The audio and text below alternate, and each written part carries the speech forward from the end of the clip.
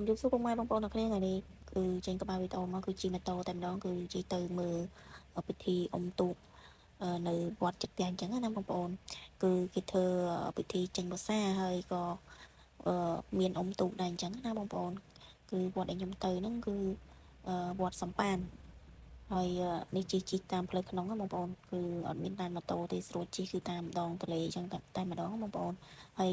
នៅពេលដែលខ្ញុំទៅហ្នឹងគឺគេអុំហើយអស់ហើយនៅតែមកគូចុងក្រោយបងប្អូនគឺយើងទៅទាំងយឺតពេលអញ្ចឹងណាដោយសារថាពិធីអុំទូកហ្នឹងគឺគេប្រារព្ធនៅម៉ោង2ហើយខ្ញុំទៅប្រហែលជាម៉ោង3កន្លះហើយដោយសារតែក្តៅពេកបងប្អូនហើយនាំកូនត្រេនទៅមើលទូកអញ្ចឹងនៅចឹងអត់ហ៊ានទៅក្តៅពេកហើយយើងទៅដល់ហ្នឹងមានតែគូចុងក្រោយបងប្អូននេះ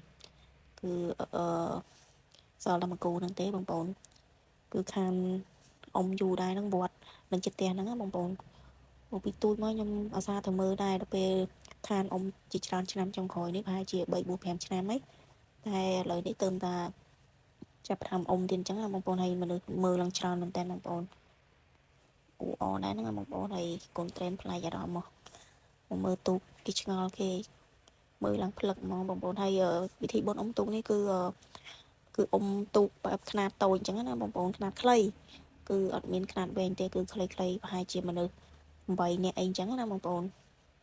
គឺមានតែបងប្អូនយើងអុំទេទូខ្លីៗអញ្ចឹងណាបងប្អូនគឺមនុស្សច្រើនក្មេងៗមើលមុខឈរមើលច្រើនតែបងប្អូនហើយខ្ញុំវយនេះដោយសារតានៅចិត្តមេក្រូដែរអញ្ចឹងណាបងប្អូនអញ្ចឹងរៀងលាន់ខ្លាំងហើយមានភ្លេងចាក់ចម្រៀងចាក់អីអញ្ចឹងខ្ញុំអត់ហ៊ានដាក់សលេងផ្ទាល់ដោយសារតាខ្លាចជាប់ copyright អញ្ចឹងណាបងប្អូន